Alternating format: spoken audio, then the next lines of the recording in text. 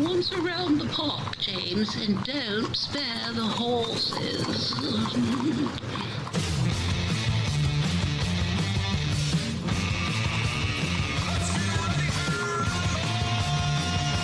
It's showtime.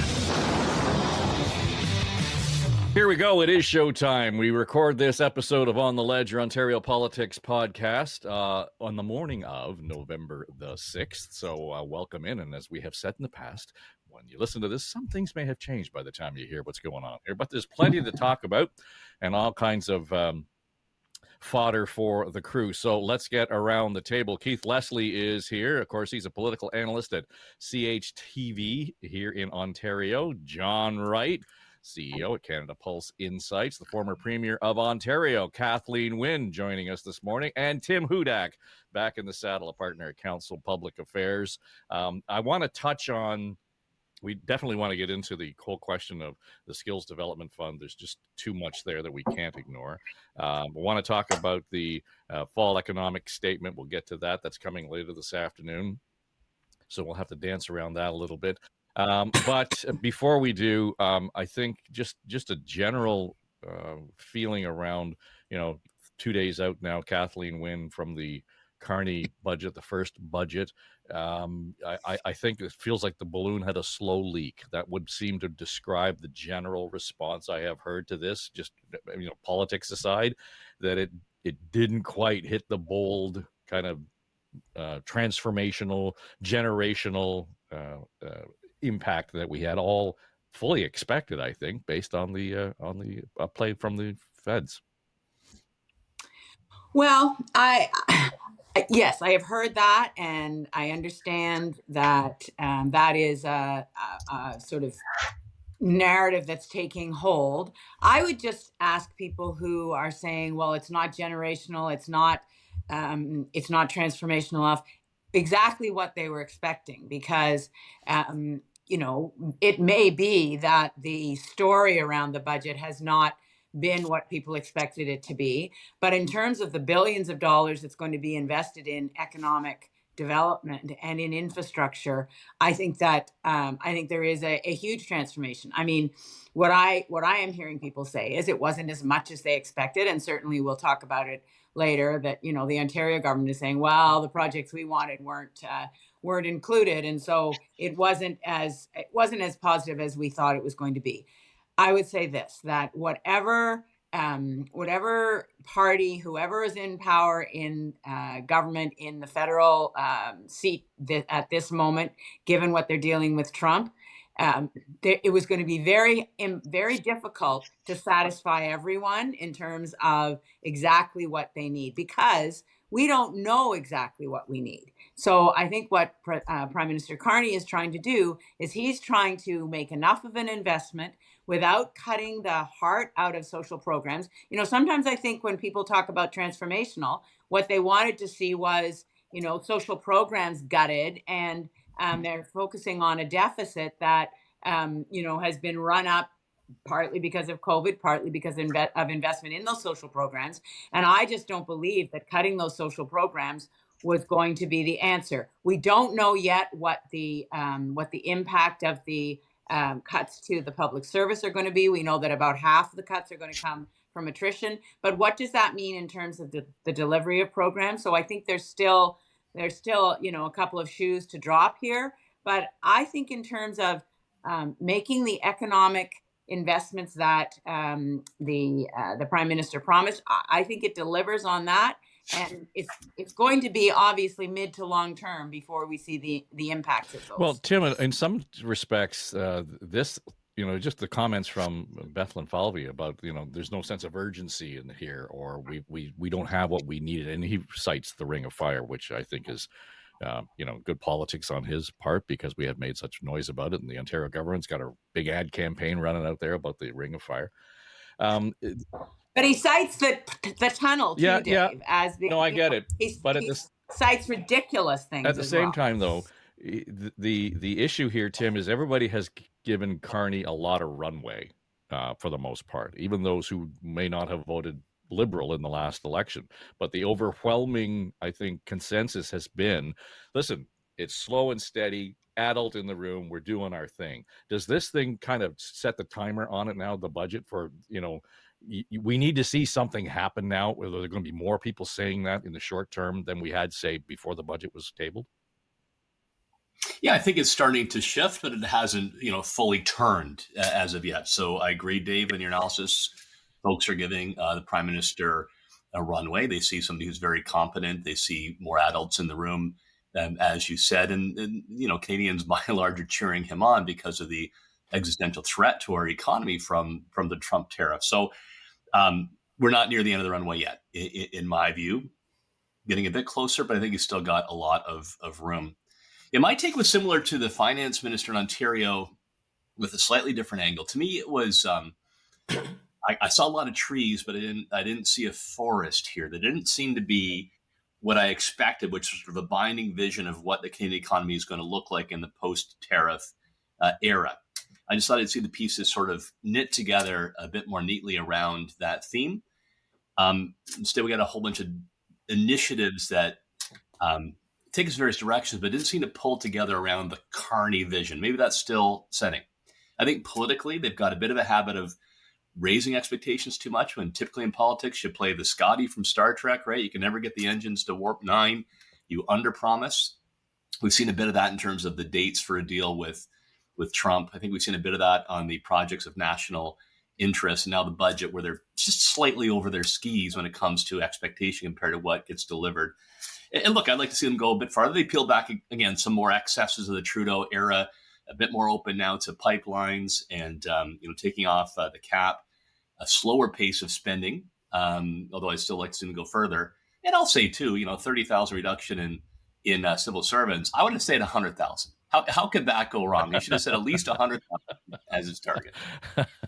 Well, there's two different worlds here, though, Keith. I mean, when we talk about sort of this level of anxiety in Ottawa that we see around the budget, but now we've got, Minister Bethlen Falvey at an event this week saying things are better than we expected here in Ontario, and we're going to actually get to a balanced budget sooner than we expected. And how can we have such disparity between the two economic outlooks between Ottawa and Queen's Park?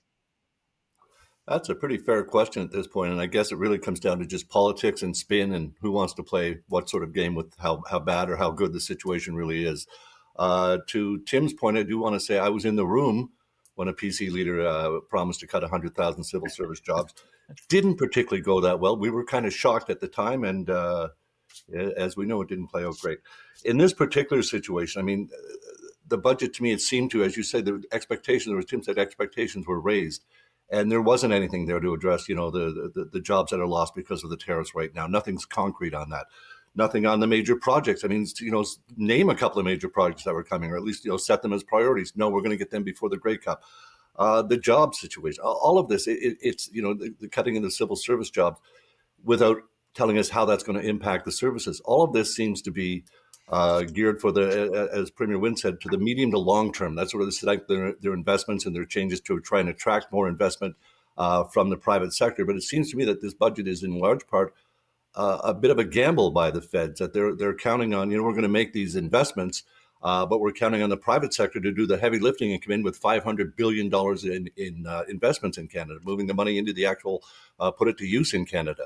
So if that's really going to happen, that's great, but it's a big if that, we're not sure the private sector is going to take up all the incentives that have been offered here to get them to invest and, create more jobs in Canada outside of the major projects. And again, no details yet on the second tranche of major projects. I think that was a missed opportunity, as was something simple to help certain people address affordability. It just seemed to be a missed opportunity because it's just a talking point with everyone. It's the number one issue with most Canadians is affordability, and it just didn't seem to be addressed sufficiently in this budget. John, I saw your commentary on City TV and talking to Cynthia Mulligan about the budget, and for the most part, to Keith's point, there wasn't a nugget that any one of us could have taken away and said, okay, I feel a little bit more confident about my future economically based on whatever would happen to have been vis-a-vis affordability.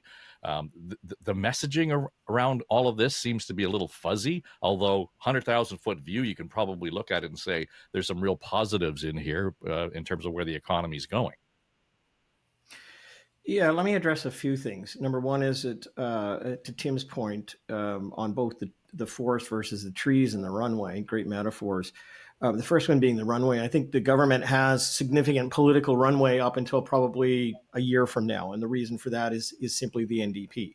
The NDP is the linchpin to an election, and they won't be doing anything close to that unless there's some incredible misstep, because they don't have a leader, they don't have an organization, they don't have policies, they don't have money. So the last thing they want to do is plunge the country into an election and get blamed for it, let alone trying to eke out some seats. Their objective would be to double what they have.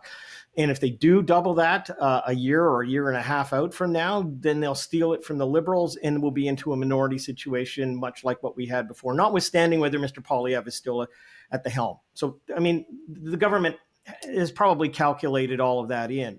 The second thing, though, is really around the narrative and what's missing from this government. Even when it had the national address on television that everybody covered when the Prime Minister was at the university, was that there, and even on the tariffs, there's no there yet. And I mean that by saying that I think, and I don't want to be critical a lot of the government yet, because some of these things may pan out okay, but I took it that this was an investment banker's report to shareholders. Like, it basically said, you know what, we're going to invest in this, we're going to cut our overhead, we're going to do this and this and hang on for the next few years, and shareholders, being the Canadian public, will be rewarded up to $3,000 extra in terms of income. Like that basically is the scene there. But it didn't talk about customers. And oftentimes what people look for is that nugget of narrative in a budget politically, where it upfronts all of that and then it backends the other stuff. I think for the majority of people in this country who believe that it's getting harder and harder to make ends meet, and all you have to do is go to the grocery store, look at rent increases, or look at the cost of living, that question about making ends meet is now double of what it was 2 years ago. We're up to about 2/3 of the public saying that. That wasn't the cornerstone of this. And I think that's where it's misfiring. I think the Canadian Club has sold out the Prime Minister's speech. In fact, it was so in demand that the site crashed, and it was sold out in moments. I think part of that is you just want to get more detail. You want to hear more of what's going on. So I think if there's anything missing from this outside of a narrative which puts customers, or constituents is a better term, in the front of everything, there's a political bone missing in this body. And it may be okay for the next year, but I don't know how much it's actually going to be tolerated among the groups. One last point is that the Canadian military, in fact, ends up the biggest winner in this budget. That makes for easy pickings from other groups who say, look, we're not at war. We don't have to do this. Where's the money for this, and this? So they have left themselves vulnerable for stakeholders and for others to take shots at them. But again, I think that they're okay for a year politically, but it's lacking politics, if you know what I mean. So, Tim, does this indicate to me that, based on everything you've all said, is this a lack of transparency, a lack of progress, or just accentuating just how freaking complicated all of this is at this point in our lives? Probably more the latter than the former. A lot of issues to address, a lot of things in the environment to try to grab onto. I think at the core, Dave, is just getting their footing. I mean, look at the year the Federal Liberal Party has had, and Prime Minister Carney, right? The drama in caucus that resulted in Prime Minister Trudeau stepping down, then a leadership taking that on. And I don't think any of us expected the kind of tumult we've had with the American relationship, right? Made even worse by President Trump's sort of behavior, and you never know what he's going to say next across social media. So my gut is that the team's coming together, it's solidifying, but a lot of this is, just getting the shoes on and getting ready to run. Yeah, go ahead. Well, I guess there's a question as we have this conversation. just a sort of thought exercise. What if the Prime Minister had come out with a budget that had a whole bunch of little trinkets in it, or small, just local projects without, Tim, you say there's no forest, but I would say that actually what the Prime Minister is trying to do is make sure the forest is healthy and the individual trees are going to become more obvious. I mean, there's a focus on economic development, the regional ECDEV projects, there's tech, there's AI, there's research, there's a declining debt to GDP, there's the military that John talked about, and there are the thousands of public service cuts. So I know that there are people in the social service sector who are breathing a sigh of relief because they're not seeing immediate cuts to their sector. They're not seeing that their organizations are going to lose funding, whether they're going to get more or not. They weren't expecting that. They were expecting, possibly being cut. So I think that we elected as a country, yes, to a minority parliament, but we elected a banker. We elected somebody to be solid on the economic fundamentals. And I think that's what he's delivered. Now, whether that is popular enough in terms of the communication of it and in terms of the reality of it, I think that remains to be seen. But I actually think he is doing what he was elected to do. Well, I just to not to overburden the metaphor forest for the trees, it's worth noting, Keith, that they canceled the tree planting program. I should have said that. Yeah. It is absolutely worth noting that, which just shows that this, whether it's a transformational, generational changing budget, it's absolutely different than a Justin Trudeau budget. And that's one clear sign of it there. I think Premier Wynne just hit the nail on the head as far as what the government is facing here, and that's a major communications issue. Because there was no, central trinket or something that the media could latch onto. We're talking about medium to long-term economic growth, incentivizing, private sector growth to come in and help the economy move. It basically is dry, hard stuff to sell at the door, and it's hard to sell in a quick message. That's why I think, as Premier Wynne just said, it's a communications issue more than anything at this point for this government to get across why this budget at this time is so important for the Canadian economy. Everyone knows what Trump's tariffs are doing to the economy. This is Mark Carney's way of saying, here's our way out of it. It's not flashy. It's going to take some time, but it relies on, a strategy, an overall strategy of tax cuts and incentives to get the private sector involved here.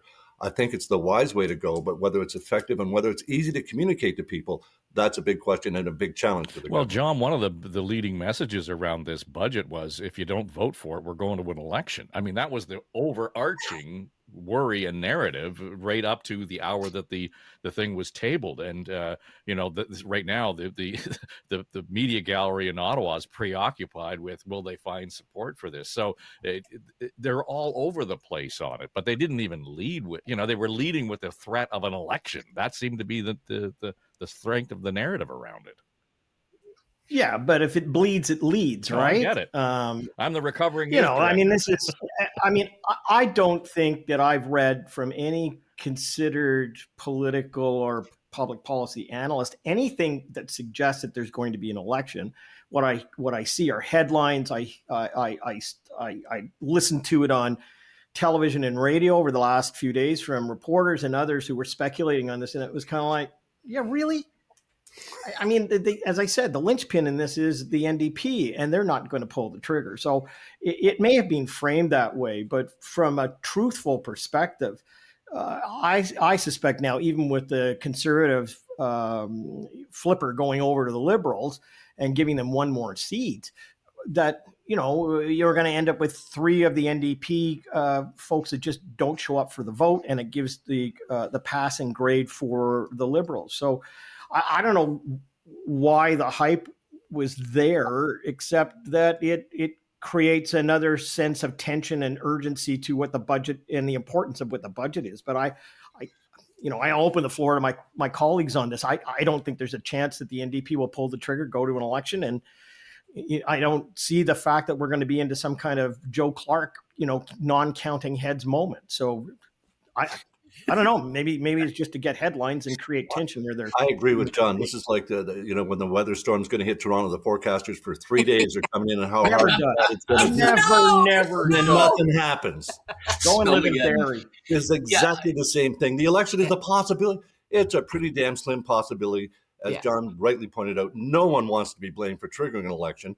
The NDP are in a bit of an awkward position that they don't really want to support the Liberals publicly anymore. Well, then they just, as John said, three of them stay home, just a little abstention, and everything is fine. And the NDP, again, as been pointed out, they're just in no position to have an election at this point, and especially if they take the blame for triggering one. I mean, no one's surprised that Pierre Poilievre wasn't going to vote for a budget with a $78 billion deficit in it. That's not a surprise. The Bloc is always going to do what the Bloc's doing. So this is really down to the NDP.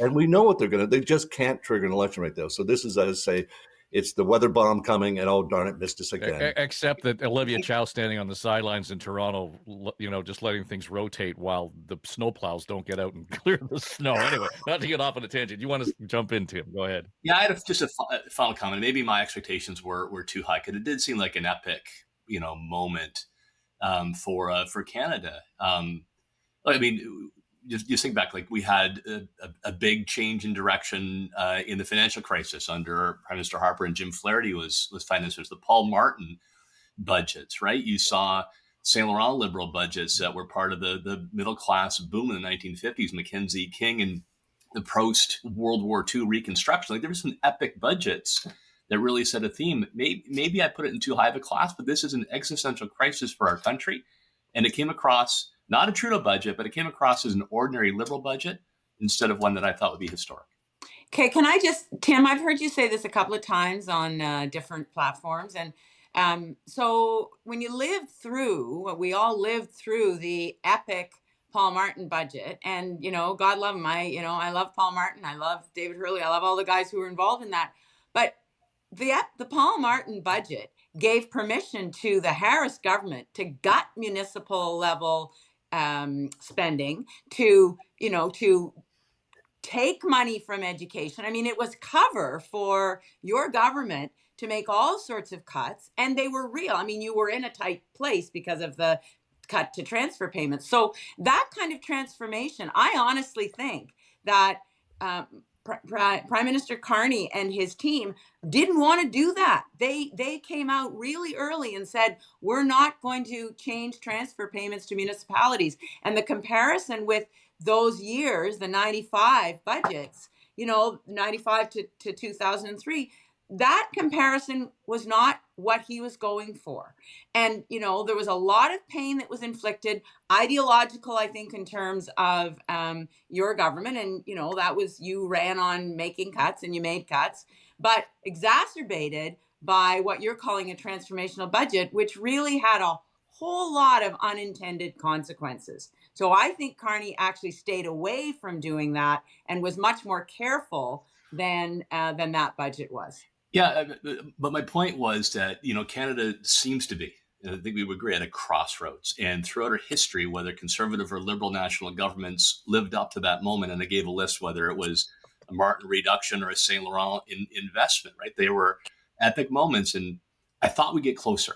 And I saw what looked too much like not an ordinary liberal budget, but definitely a liberal budget as opposed to a transformational budget like the 6 I listed. I don't know if those makes the top 10. Wow.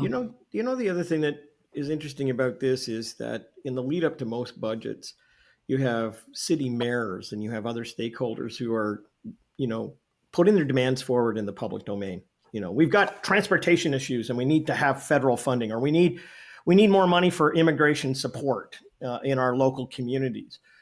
You oftentimes have premiers either before or their finance ministers before or afterwards.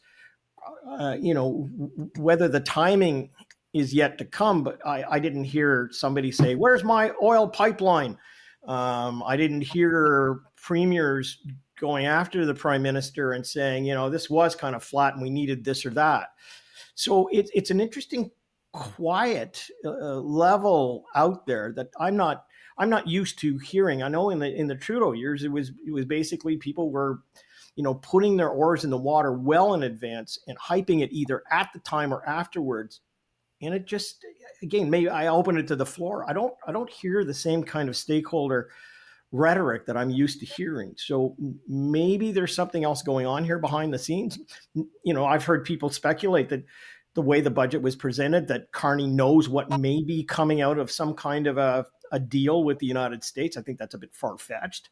But it seems like a lot of people are keeping their powder dry at the moment, and that to me is an interesting circumstance that doesn't usually exist. But John, didn't you hear? I mean, don't you think Bethlen Falvey in Ontario is starting? He's going after going after Carney in a much more pointed way than I would have expected. And you can hear he's going to be making the comparisons, because the Ford government hasn't made investments in education, hasn't made investments in healthcare, hasn't restored funding that they've cut. They're going to be in a better fiscal position than the federal government, and they're going to make that comparison. So, and they're on about the Ring of Fire without putting into any context what the challenges are there, and they're on about the tunnel. So I think they are going to go after Carney in a way that is surprising to me, and suggests that the backroom conversation maybe isn't as good as it could be.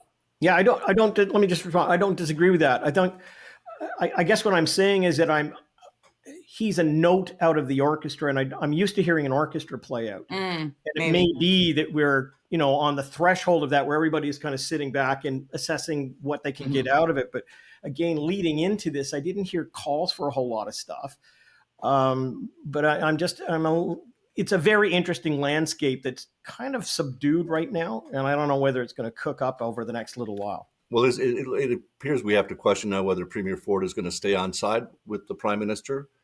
He refused 2 requests to take those ads down before, after Trump was already pissed off, but before the ads ran into the World Series. He refused those requests from the Prime Minister, who phoned from Asia. So he's, even though he says he's on Team Canada and 100% behind him, we've got his finance minister saying, "Where's my 401 tunnel in the budget?" It is undermining. It's not showing unity, and yet we see the BC Premier Eby saying, okay, I won't run that softwood lumber ad because it's just offside. Prime Minister Carney has to deal with Trump. He has to deal with the negotiations. This isn't going to help. Ford knew. I mean, the Prime Minister said this is not going to help, and he still went ahead with doing it. So is he going to come back onto Team Canada, or is he going to keep leading his own, Captain Canada crusade or Captain Ontario, and put more of a challenge into the Prime Minister's already challenging mission? Let's face it. It must have been a bad taste for Mark Carney to have to apologize to Donald Trump for anything, let alone for a commercial that basically told the truth. But it was going to run, and they knew it was going to antagonize Trump, and it did. And to see Carney, I don't agree with him apologizing, but I don't know what else he could have done in that situation. But to your point, Keith, around Premier Eby deciding to abandon the campaign vis-a-vis softwood lumber, he actually cited the Ford campaign and saying, we don't want to create more sandpaper in the relationship. So, is this just another indication of more cracks in the Canadian unity question, right? Absolutely. I mean, is it there? Is Team Canada going to be there? I mean, Alberta's playing very quiet this week, surprisingly. So, I mean, it's got other issues to deal with, I know, but, we're not hearing complaints across the country. It's basically Ontario going offside on its own, saying, where's my this, where's my that in the budget? It wasn't strong enough. It wasn't bold enough.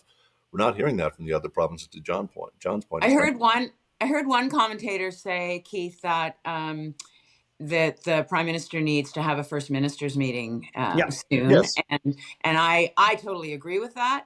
It'll be interesting to see whether he does that, because that will be, that'll be a way to measure exactly where the voices are, because they'll all go up to the mic and they'll either toe the national strategy line or they won't. Or will the other premiers pressure Ford to get in line, to tone it down?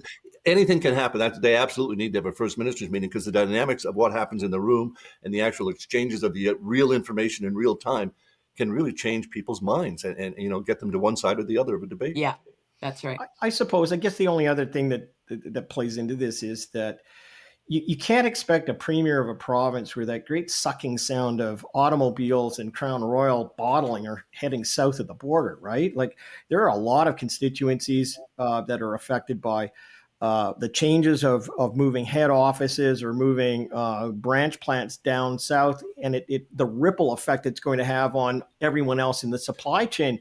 To expect a premier who actually continues to be at like the 50% range of vote support in this province to sit by and kind of go, okay, everybody, unions and people who in the communities, everybody settle down because the prime minister is working on a deal, and we'll just wait another couple of months without responding forcefully to that. I don't think many of us in that chair would be able to withstand the pressures from outside to do something to communities that are being disrupted or in many cases displaced. So I kind of see where the premier could be coming from in taking the brick boards to where they're, south of the border, to be able to actually say, you know what, I got constituencies here. We're not going to sit on the sidelines and just let this happen. And I've got to be seen to be supporting my constituencies, regardless of what the total impact may be. Tim?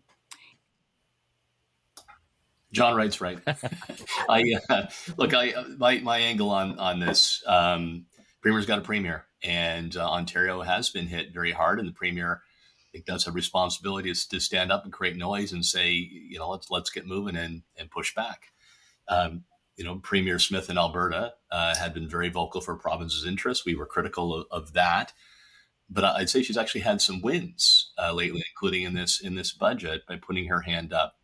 I was wrong on this issue. I remember when the ads came out.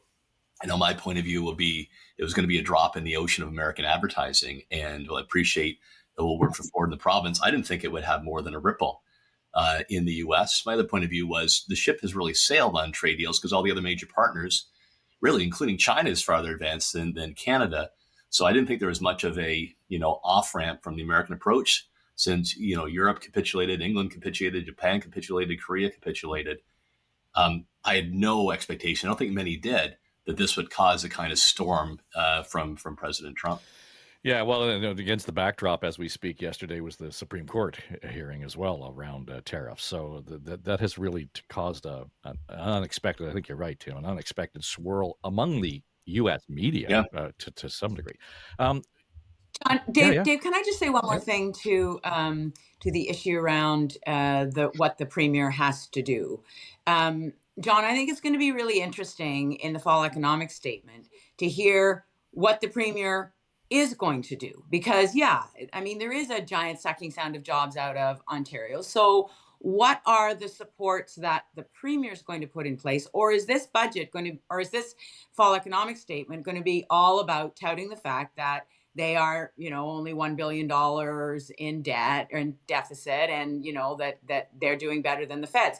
That's not the point, I think, for people right now in Ontario. I think the point for people in Ontario, particularly in the auto sector, I totally agree with you, is what are the transitional supports? What are you going to do? I mean, are you going to increase the second career program that, has been, was put in place under our government under similar circumstances when we were trying to deal with manufacturing transition? So what are are you going to bolster the college sector, or are you going to continue to let it die on the vine where people actually get apprenticeships and get jobs? What are you going to do to actually support those 40 to 55-year-old guys and women who are not going to have a job on the line? That's going to be the test, I think. Not how many ads are you going to run in the States, but what are you actually going to do as a province to put those supports in place? Because it is not just the federal government that has a responsibility to step up in those regional, in those sectoral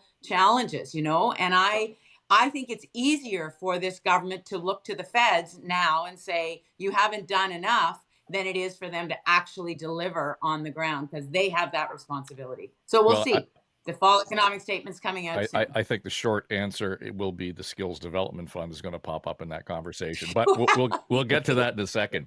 I was trying to avoid that in that. I hear you. I want to take advantage of Kathleen Wynne and Tim Hudak being at the table here, and a lot of conversation has gone on, and all kinds of breathless reporting around the floor crossing, and whether it's right or wrong, or you should have to resign your seat or run as an independent, don't really care about that, because I think that's been said to death. I want to know, Kathleen Wynne, if it were to happen, who knows when this kind of stuff goes on, because the suggestion being, that the prime minister really didn't have a hand in it. I find it really hard to believe that there weren't conversations going on well before, and I would think weeks before. Chris, what's his name? Don Tremont, yeah. Tremont. Before he actually said, I'm going to cross the floor on what happened to be budget day. Yeah. So, I think each situation is probably a little bit different. When I was in that rump after 2018, we got, we had a crossing from the Conservatives. And there is absolutely no doubt there was conversation long before it actually happened. Maybe not months, but certainly weeks. And there was sort of a mutuality in the conversation. Obviously there have been rumors of the Liberals being open to people coming into the fold, but it comes the other way too. Like, who are the people who are the most dissatisfied? And when things happen in our case, when when a member was disrespected in terms of what he or she was most interested in, and in this case it was Amanda Samard and French language services, and Carolyn Mulroney was the minister, and it really was not a good situation at all. And so she felt like, what she had been elected to do, she wasn't going to be able to do in that party. So that was what happened. And it was tough for her. I will just say it was very, very hard for her when she came over. I think it's a gut-wrenchingly hard thing to do. And I'm sure for this MP, although his margin was very, very slim, so maybe there's more Liberal sentiment than not. But it's a tough thing to do. Take some time for there to be trust built, particularly in a government caucus like that. When we were, when it happened for us, we were the rump. We were just thrilled to get another member. We were trying to get up to party status because the Conservatives had raised the bar, right? So anyway, I think it's really tough. But yes, there are conversations before the day. That is for sure. So, Tim, to what extent is the leader involved in those conversations, or when do you think the leader inserts him or herself into that discussion? It is a 5-alarm blaze when that sort of thing is happening. If you're going to lose and a member, you do everything you can to try to keep them, unless there's such a thorn in the side to caucus and they want him or her out. But it's also an important focus because of the political win you get as a leader when you're trying to attract folks from the other side. So I'm trying to think through my examples, and I was writing them down here, Dave, from my own experience. So on the rat to the blue side, and it's probably too strong of a verb to use when I'm talking about real life situations, but just think of Churchill's line about anybody can rat, but it takes great ingenuity to re-rat. There were two members, and I can't remember if they were under Premier Wynne or Premier McGuinty from the Liberal caucus, who talked to me about coming over when I was opposition leader. Neither eventually happened because I think Premier Wynne hit it on the nail on the head. It's typically about respect, and there were changes made in their positions, and they stayed on the Liberal side.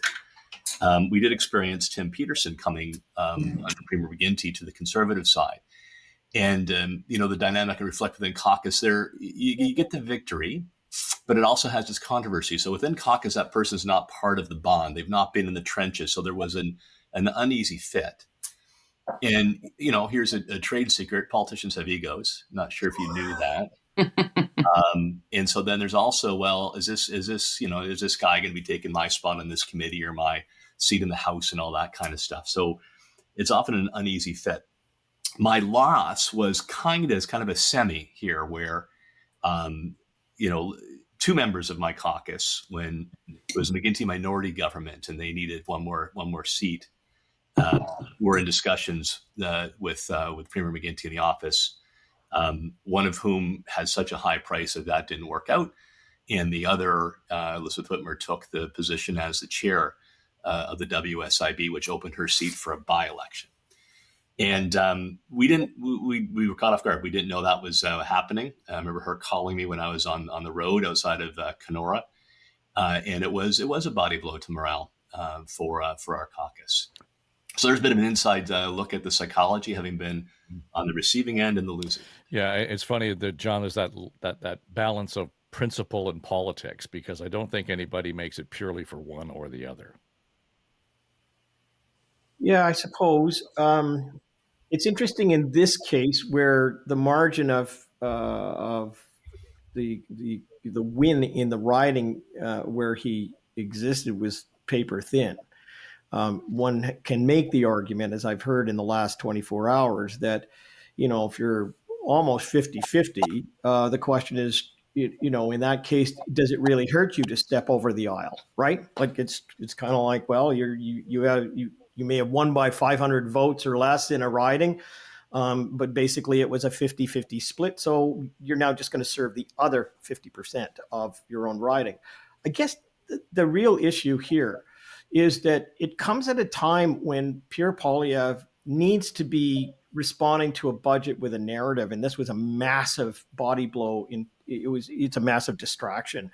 In fact, if you take a look at the news cycle over the last 24 hours, it's not just about that this has blotted out the sun, but it's also now saying that they're scrambling in the Conservative caucus for a response to the budget. This should have been a time when the leader of the opposition had his ready-made slogans, which, for better or for worse, he has, and he can be out there. He's nowhere.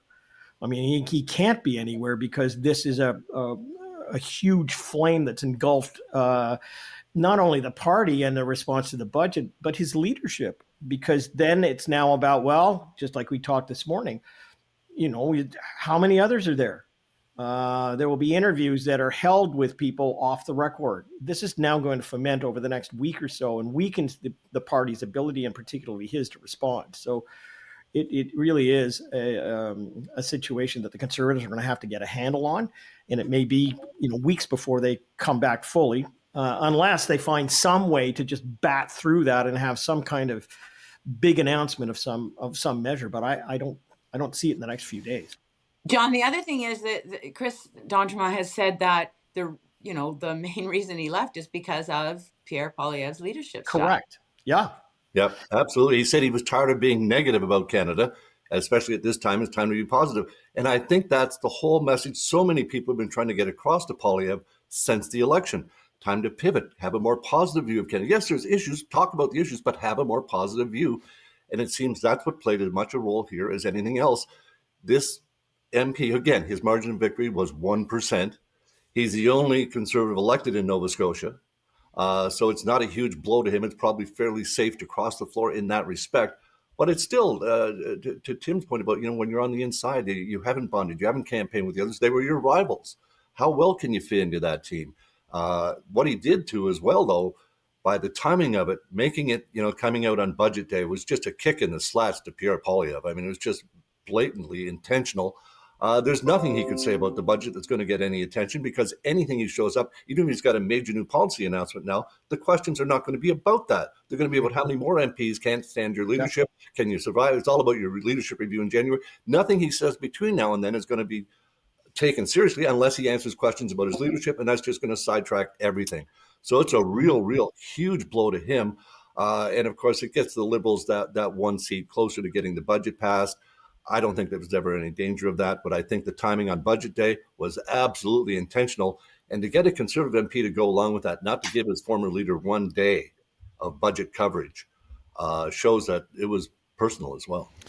Well, I do want to get to the issue around the Skills Development Fund. And of course, we rode that horse last week when we were talking about it. And at that point, the question was, how long can this minister survive? I thought it was an interesting display in question period. I guess it was on Tuesday or Wednesday. The opposition was all up and down, all over David Piccini. Give him his due. I mean, he stood on his feet and he took the blows. But for the 22 minutes of the 60-minute question period, he was the target. And part of that was based on reporting from the Trillium and their headline, the venue of a $10 million Skills Development Fund recipient, partners now licensed as an adult entertainment club. So I had the chance to catch up with the folks who wrote that piece, Jessica Smith-Cross and Charlie Pinkerton of the Trillium. On any other day, it would be a story about accountability, trying to keep track of how government funds are spent, what are the outcomes, but it has turned into something of a salacious story. And when you combine that with the nature of the scandal that's being implied, this is taking on a life of its own. The headline from the Trillium: reads, the venue of a $10 million Skills Development Fund recipient, partners now licensed as an adult entertainment club. And Jessica Smith-Cross and Charlie Pinkerton penned that piece for the Trillium this week. And I guess, Charlie, it kind of caught a few people by surprise and certainly caught fire in the process as the piece circulated around the park. What was your first sense that it certainly sounds like the opposition, you were doing the opposition's work on this, and as much as what I saw in question period, they did spend a lot of time referring to the article. Yeah, these last 2 days, as we talk on, I think it's Wednesday. Yes. Hopefully it's Wednesday. Have been some of the stranger question periods I've witnessed in several years of doing this. A lot of talk of strip clubs, thongs. Those two topics alone, are sort of enough to make any given day weird. But yeah, it's really taken this controversy to a strange place, I'll say. Yeah, Jessica, I think if you did a search on Hansard on any one of those items, it would be very rare that they would pop up in the same question period. You're probably right about that. Give me a sense of how this unfolded, because it sounds to me like the opposition is playing catch up here in terms of what you're reporting. Is that fair to say, Jessica? Yeah. So we did a story on this nightclub owner and this nonprofit and the skills development funding a few months ago. Basically, we had been going through the long list of groups that got money from the skills development fund and found this nonprofit, which had kind of a very bad website, didn't look like it had much of a track record or, presence online on social media. And we're wondering what they're doing with this $10 million that we can see based on the government records that we had, that they were granted through this program. Did some work looking at, well, who's, registered as the director of this company, this nonprofit, figured out who it was. Her name's Jenny Andonov. Who is she? Oh, it looks like she was a spokesperson for this guy who owns a nightclub back in the day, and that guy was sort of in the Ford Nation world. What's the story there? So it was a bunch of digging, corporate record searches, asking questions, talking to people. It led to this story about how this nonprofit was training people to work at these nightclubs. This club complex is like the horticultural building, an exhibition place in Toronto. It's a city-owned, historic building that Zlatko Starkovsky has had an exclusive lease to for about 20 years. So we did this story. At the time, he was about to open a new nightclub in the same venue. So we talk in the story about his businesses. They're all there. They're different sort of entertainment businesses run out of the same big historic building. We didn't know then exactly what the new nightclub would entail. But after it opened, we started to see comments online of people calling it a strip club. And then Charlie went to that club to see if what there was to see. I guess Charlie can probably pick it up from there. Yeah, it took one for the team. It also took some photos, I gather, based on what I saw on the Trillium site there. And when I saw the photo on the piece, I thought it reminded me of a scene out of The Sopranos and Tony Soprano's club. So we can quibble over whether burlesque and adult entertainment and strip club are all the same thing. But it was pretty difficult, I think, Charlie, for the government to say, okay, the association is the issue here. The perception is the issue here.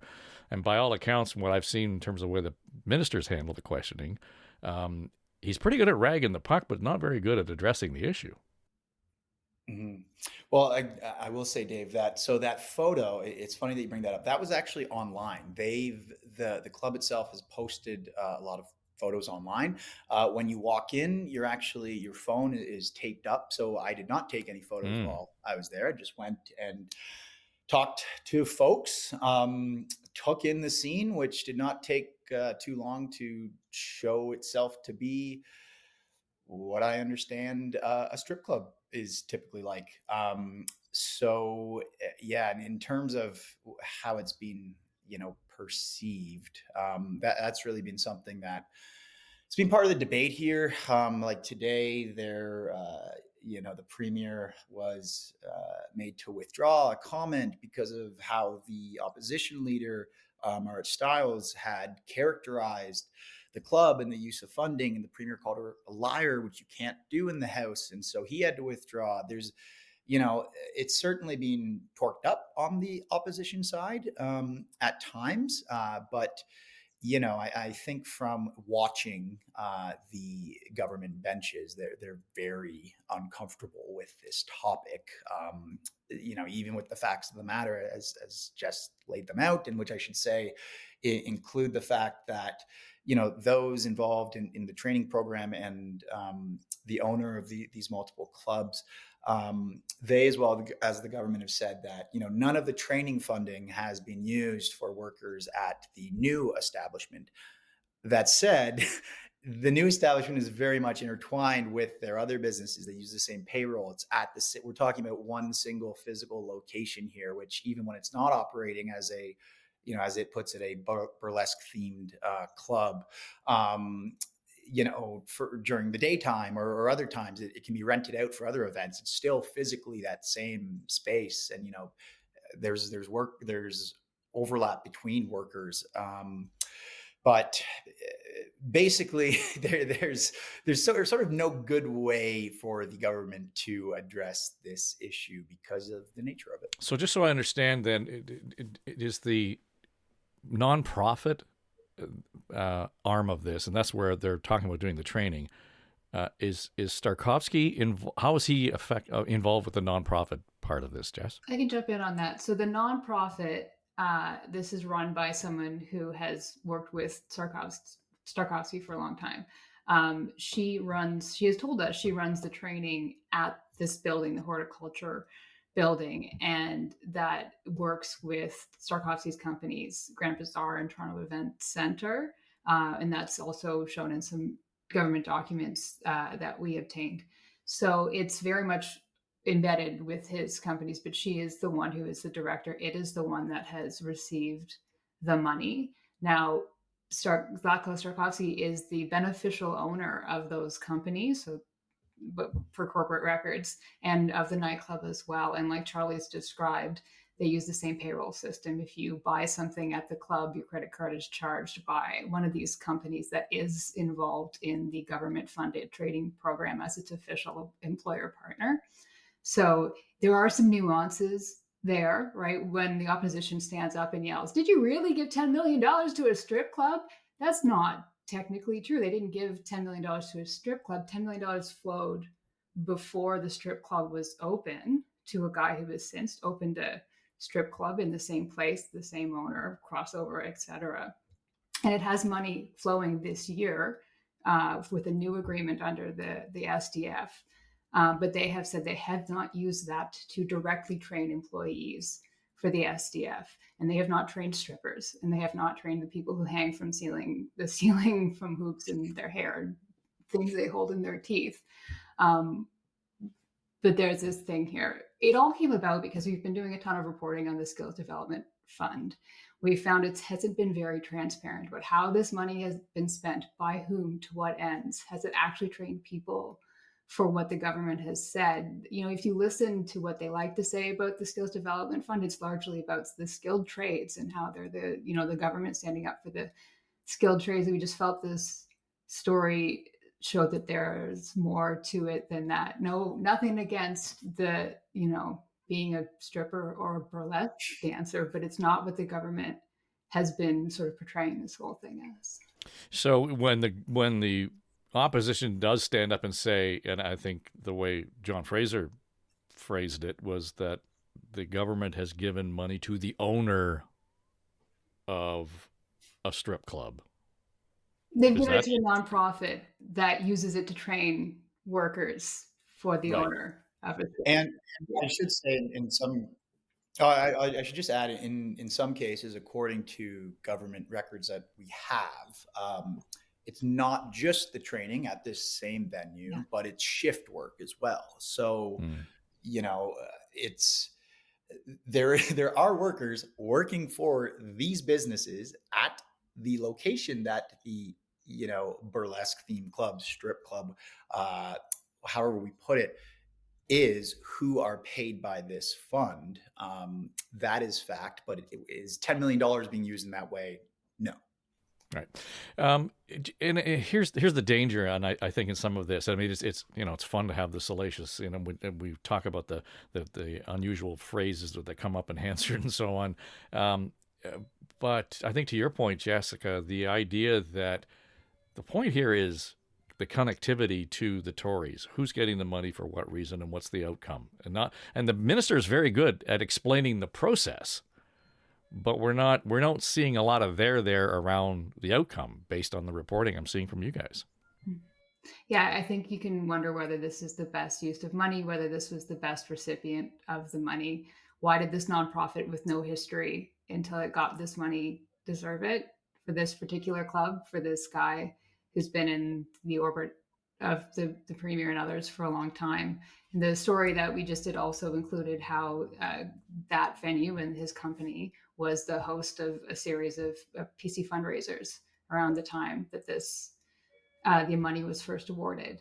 And then later on, it hosted the PC's campaign manager's wedding. And maybe it was also the guy who runs the lobbying firm that both the guy, Zleko Starkovsky's company, and the nonprofit hired. There are connections there.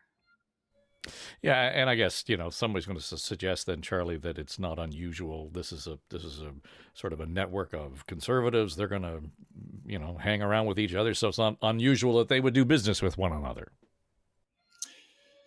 Yeah, that's the nature of I guess the world we live in. This is not the lone example. There are many examples in the latest round of funding. We did a story about, a few weeks ago, on how of the 250-ish recipients of something like $345 million from the Skills Development Fund, that over half of the individual grants themselves and almost 2/3 of the funding went to, folks with some sort of donor history, some sort of connection to the PC party. So, those sort of figures are what jumped out to us. That's why we did that reporting.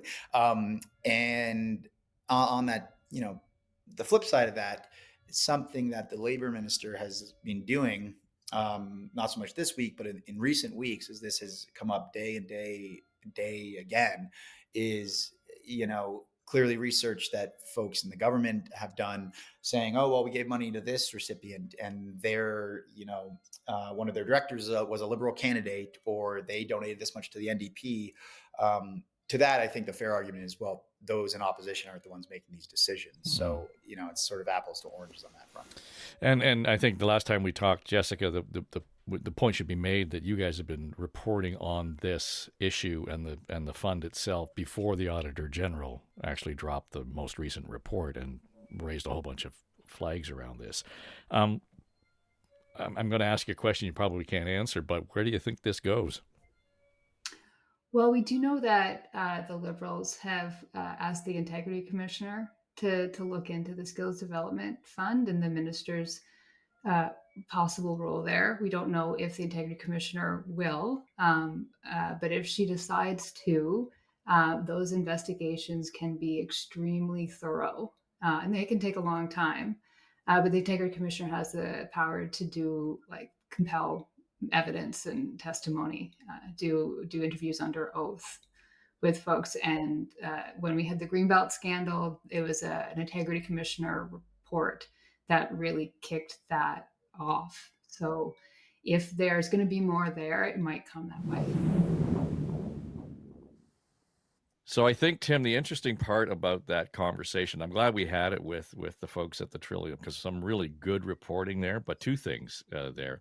This hit the fan because of their reporting. It was something that, to some degree, surprised even the opposition, but it gave them fodder. But the other part of this is, the idea that the opposition riding the notion of the accusation that the owner of a strip club got $10 million. If you hear what Jessica and Charlie are saying, it's not entirely the way that this played out, but there are associations with it. So my worry about this story is that we get lost in the salaciousness of it, that it still comes down to who's getting money, their relationship with the premier, the relationship with the Tories, and how the Tories are actually responding to that as a government. There seems to be a belief, Dave, that this, and I think internal to the PC party, this will be another green belt, which won't attach to the brand.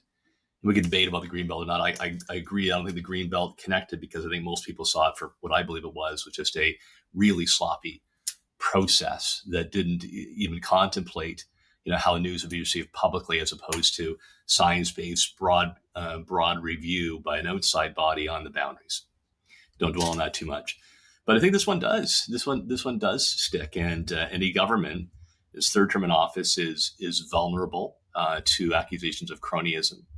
You tend to get comfortable in your positions, and one of the great strengths, and with many people, it can also then turn into a weakness. Premier Ford is very loyal to people around him, to warriors on the team. Very responsive, in any kind of interaction with people at a barbecue or an event. Directs the staff then to follow up. I think it's great risk to keep prolonging this. What you would typically, I'll steal a line from my wife and News Talk 1010 host Deb Hutton. If a scandal is still front page news 24 hours later, then your strategy is not working. You need to shift from that strategy, clean house, change the way these criteria are determined, review the program, trying to survive without making a pivot for another 5 or 6 weeks of legislature sitting is a high risk strategy. My last point on this: there's a position that Premier Wynne and John and Keith will be familiar with in the Premier's office called the hard ass. And the hard ass is the disciplinarian, the keeper of the flame and the brand. I know that well because Deb played that role with Premier Harris. If there's a threat to the brand, they shut it down. I remember we had an expenses scandal where we had too many ministers that had misused their budgets for things that shouldn't have gone to taxpayers. And the hard ass position came in there, went through every one of our expenses, made them all pay it back, because we had a drip of bad stories, including the resignation of Cam Jackson, one of the ministers, and then blew it up. Everybody paid it back. Then you moved on to other issues. Right now, I'm afraid that the position of the hard ass is vacant in the Premier's office. Well, to the point, Kathleen Wynne, where the Premier had to withdraw comments that, calling Marit Stiles a liar when, she suggested that his association with Mr. Starkovsky was fairly clear because he was serving hot dogs at the Premier's barbecue. So, this is getting really personal and it's getting really emotional. And to have the Premier calling her a liar in the legislature, to Tim's point, there doesn't seem to be a lot of guardrails around how this is playing out on either side. You could almost say that the cheese has slipped off the cracker. You could. Yeah, I think you could. I don't understand why, quite frankly, I don't understand why the Premier continues to support what this minister has done, what the process was. Now, he didn't act very quickly on the Greenbelt situation either, and Steve Clark was there for a long time, and I think eventually was thrown under the bus. Politically, it seems like Dave Piccini needs to be thrown under the bus. I don't see why he wouldn't be moved out of why the Premier doesn't just do a shuffle and move a bunch of people, or move Piccini so that it's clear that that's the reason.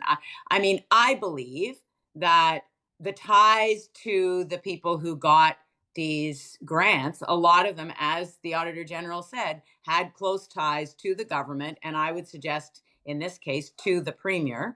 That's what I see. But in terms of the politics of it, I think that it has been really mismanaged. And while the Premier tries to push it off to the minister and stand by the process. It's not working. And so, to Tim's point, I mean, politically, he's got to do something. But fundamentally, this is a continuation of what this government does. You know, this is consistent with this government looking around to the people who have supported them and giving them an inside track. And I think that's the theme that really has stuck and will stick even more so because of this skills development fund. Yeah, John, this is well beyond a drip here in terms of how this is playing out. And back to Kathleen Wynne's point around, the process. The minister stands up and answers questions, and his answer is always focused on the process. And the story this week is that the focus is not on outcomes. For example, people who didn't meet their goals or meet the criteria in terms of the number of jobs that they were going to come out of the program. There's no accountability there. There's no data that's actually hard and fast to say, these are the results. This is the outcome. Rather, it's all aspirational and the process. And I think that is what's cutting through just with the general conversation around this, that there's no there in terms of the minister's capability of handling the question. Well, to Tim's point, this is a very different kettle of fish than it was with the green belt. And the reason it is because it has so many different tentacles into so many different communities and so many different groups that you can make it local. And so it can play out across the province, and there's, consulting firms and lobbyists and local groups, and like all of that is there when it wasn't there for the green belt. Okay, so that's the first thing. Secondly, as the group of us kind of concluded at the outset, this had the potential of not just pulling on a string on a sweater and having the wool come apart, but 5 or 6 different strings. What's different about this as well is you not only have the Trillium reporting on it, as we had heard, but you also have John Woodward from CTV, who's very, very aggressive on this file. And I haven't seen that for a while. So this is going to continue in a big way. And I don't disagree with the fact that you cauterize the wound and it stops the bleeding. But 2 things to think about. Number one, there was a poll by Abacus that was put out this week. And yes, it was sponsored by an organization that may have an interest in, the outcome of all of this. But I looked at the numbers because they said, 52% of people, I think it was, or around that, more than half said that the minister should be drop kicked, and 43% said the government was corrupt, which is kind of a weird thing to look at because you actually flip it on its head, and a majority said that they weren't. But the number I looked at was only 19% of people across this province had heard of this issue. You actually had to remind them about what was going on to actually, get a response. Oh yeah, I think that sounds like they should be kicked out of office, or they are corrupt, or the minister should be gone. I think what they may be playing for at the moment, although I agree there could be short-term damage to it, is the House rises on the 11th. And if you can get out of the House by the 11th, and not everybody in the province is hearing about this, and you've sustained some damage, and then you look forward and go, okay, we'll find another reason to do a mini shuffle, or we'll wait until something happens federally and we'll say we're adjusting our ministers in order to do something there, then that may be the time frame that they're looking at. So once they're out of the House, things quiet down. But the reality is that this is putting a big stain on this government, even though they may not have to go to the polls for some time. You just don't want to have to over and over and over again have to be answering questions on this issue because, as we said about even Pierre Poilievre, it's distracting from the overall message and trying to get the job done that you were put there to do. So I think if maybe part of the strategy is waiting until the House rises, and if they can get out, with their skin intact by December the 12th, then all they have to worry about then is the integrity commissioner coming back, and it could be months before that happens. I don't think they can wait that long. They're going to take it every day. To Tim's point about the drip by drip, there's story, and to your point about more reporting, CTV is on this now, the Toronto Star is on this now, not just the Trillium, others are teeing off, and they're recovering stuff every day, like the fact that they're not keeping any actual criteria, whether jobs created after the training fund were full-time, part-time, or temporary. We don't even know any. They're not keeping their criteria. There's some good reporting, but Puccini, when he stands in the House, he does not answer the questions, of course, about the connections, the Tory ties to all the people that got money. He just defends the skills training program, skills development program. There's no question. It's a good program. It's the ties and the way the money was awarded that are The real problem here, the fact it was not fair, transparent, or accountable, as the Auditor General pointed out, this is a big deal. And the government letting this minister stand there every day and take this, and the government is taking the blame for this. And I would bet that a lot more people are going to know about it after the stories that keep coming out this week when we start involving thongs and fishnets and girls working in $400 private rooms at strip clubs. Even though the money didn't directly go to that company, it went to another company owned by the same guy operating out of the same building on the C&E grounds. This is going to tie it, and this is the kind of thing that people really don't like to hear. It's sleazy on top of everything else, and this was already, smacking of insiders getting too much money. Now it's just getting a real stinky taint to it, and I think that comes from disassociation. I mean, you really need to defend why these people got the money when they were low-rated applicants and much higher-rated applicants got nothing. And that's the heart of this scandal. It's going to stay at the heart of this scandal. But in the meantime, Pacini has to go, and he has to go quickly, or this government's going to take it every single day. Well, as we record this, they're preparing to release the economic update and back to the narrative around what's going on in Ottawa vis-a-vis the floor crossing. This becomes the distraction. I mean, I know there will be questions for the finance minister on the economic update, but still, he's having to stand up and scream at the top of his lungs to cut through in terms of any messaging that he wants to make around, where we are in terms of Ontario's economy and the budget situation, because they're just being flooded by these questions over the skills development fund. All right. Can you assure us taxpayer money is not being used to train strippers? Right. There's the basic question. And from there, it gets worse. Well, in one case, and I realize this is, it's really being nitpicky because Pacini was on his feet for 20 minutes trying to stick handle some of these questions. But if you listen closely, he actually said there was nothing wrong with actually giving money to a stripper. If you listen to the context and the syntax of the question and the answer, and I know that's not what he meant, but it's just, it's wearisome. I think, John, at the end of the day, guy walks out of the legislature saying, "Premier, please fire me." Well, I suppose I'm going to paraphrase something that Kevin Donovan said. The Star investigator, and I mean Toronto Star and the Star investigator, so many things. And so here's the paraphrase: there's never just one stripper. You can be assured that there are a list of different potential scandals that CTV and others have waiting in the wings. So this is going to continue, and everything you said is absolutely true. Do you try and cauterize it now because you can't escape it, or do you hold out until the end, or what do you do with it? The reality is that it is going to drip, drip, drip, and it may turn into something more than that over the next period of time. So I think they're playing a bit of a waiting game. The reality is that it could be within 24 hours that they decide to dump the minister. Who knows?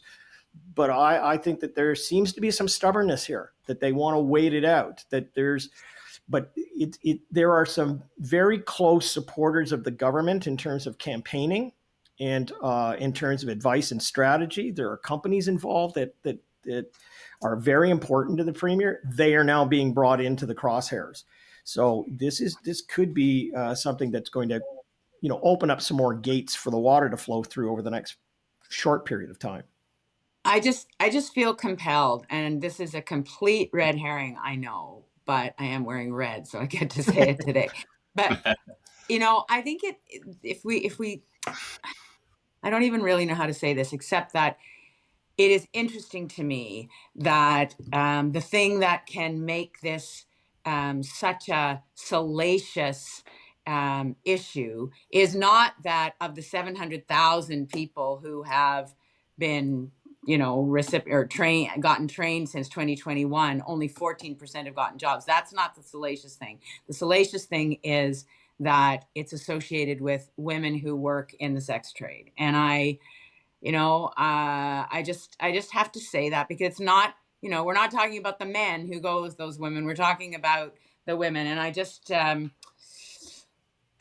need to put that little feminist analysis on this, guys, because, we sneer and, it gets all ugly and dirty because we're talking about women who are, struggling to put a life together. Anyway, I just needed to say that.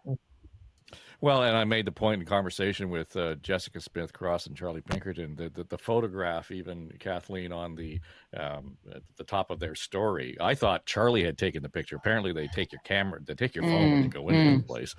The photos are on the website. Right. Right. And it looked like a scene out of The Sopranos at the Bing, right? So I take your point, Yeah. and I think it's an important one to make.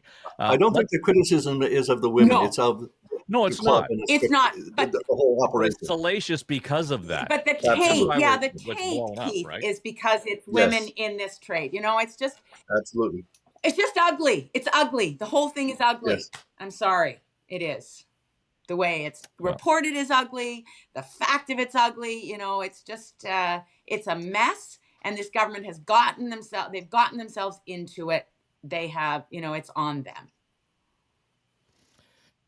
Well, I expect we'll have more to talk about on this next week, whether Mr. Piccini is still on his feet in the legislature or otherwise. But to your point, John, they'll be looking forward to Remembrance Day for all the wrong reasons, I suspect. So let's leave it there. John Wright, Kathleen Wynne, Keith Leslie, Tim Hudak. Also thanks to Jessica Smith-Cross and Charlie Pinkerton at the Trillium for contributing to this week's edition of On the Ledge, your Ontario Politics podcast. And if you've got something to say about the show, feel free to leave us a comment. You can do so on the YouTube channel, Dave Trafford's podcast, or you can find the comment button on Apple, Spotify, iHeart, wherever you listen to the show. Also, you can hear it on the radio if you're in the Toronto and Windsor markets. We're on 800 AM in Windsor and News Talk 1010 in Toronto. So lots of opportunity for you to weigh in and join the show here. It's On the Ledge, your Ontario Politics podcast. Enjoy your week. I'm Dave Trafford. Pay no attention to that